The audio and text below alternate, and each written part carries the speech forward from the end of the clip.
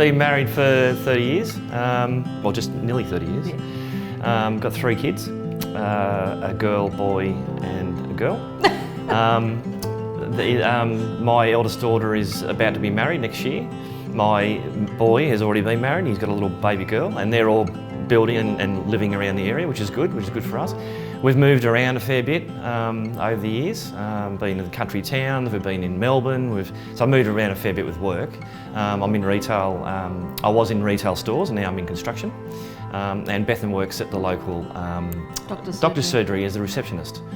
So we're all sort of, and we're based around here, so Norwest, so we've sort of made this our home when we moved from Albury to Sydney. We started in Sydney, went to Melbourne, through the country, and then ended up back in Sydney where our family was, so yeah. So we've got Chloe at home. We've still got Chloe at home, so now we're sort of looking at, okay, 2 kids are nearly, well one's definitely out of home and the other one's about to be out of home as far as married. So we thought, well, what's our next stage? So now we want to try and settle in the area and downsize a little bit, but don't have all that maintenance, big yards and all that. We weren't looking for that, so this was perfect for us. And owned a couple of houses along the way, and then you move and then you think, oh, do you sell it, do you keep it? And then so we made a few decisions that probably weren't right, but at the end of the day we're here and we're doing what we're doing. I think just the ease of having something that you can actually get into without, yeah, it was scary, don't get me wrong, but you had that opportunity, and I think for us, just like this relief, go, okay, well, finally, you know, we're not going to be paying someone to pay their own house off through rent. We can actually pay our own house off, so that was a real attraction for us. We got a financial advisor, tried to do a bit of a leverage scheme through, I won't say share options, but he had put our money in places where it was starting to make money. We made a little bit out of that. But the goal was so far, you know, the goalpost kept moving because your life changes as well and your kids need money and weddings and, you know, all that cost comes up and you go, well, I've got to take that money out of there and give it to my son for his wedding. So that sort of we kept sort of not stumbling, but kept delaying the inevitable. So where this came up, it was a lot more attractive. And that's what you end up doing. You end up just going, oh, well, you know what, I'm not going to make it, so I'll just take another $5 grand out and go and have a holiday, you know, enjoy myself.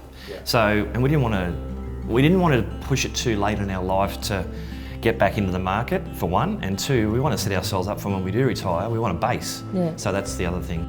This is it now, we won't be moving again. This is it, this is it, this is it. And you get sick of renting because you're paying someone else's mortgage, but you also, it's that uncertainty of how long you're going to be there for. Because they can go, we had actually a place before this one, and we will go, oh good, this is nice, you know, it's a nice home. 12 months, oh no, the owner's going to move back in again.